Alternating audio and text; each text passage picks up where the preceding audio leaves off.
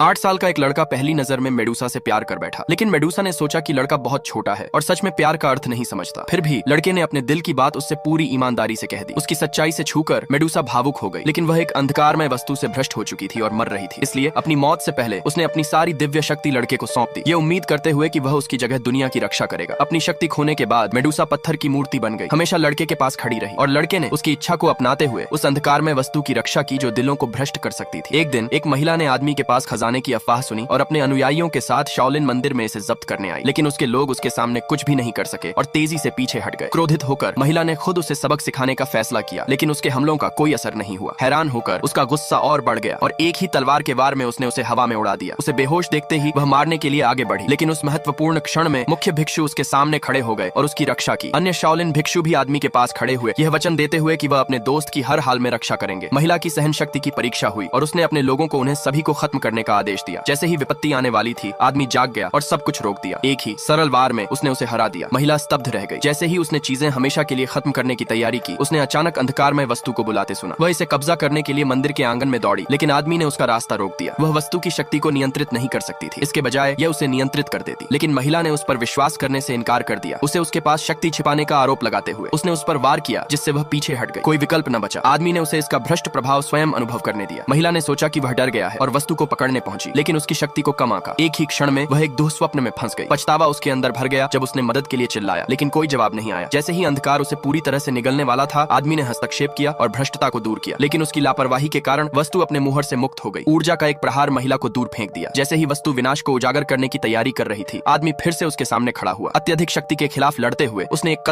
कदम बढ़कर सामना किया। वस्तु विरोध कर रही थी और अधिक शक्ति से हमला कर रही थी, लेकिन आदमी हार मानने को तैयार नहीं था। उसके लिए वस्तु को सील करना और दुनिया की रक्षा करना ही उसका जीवन था। एक अंतिम प्रयास के साथ उसने अंधकार को फिर से सील कर दिया। अगले पार्ट के लिए सब्सक्राइब करें।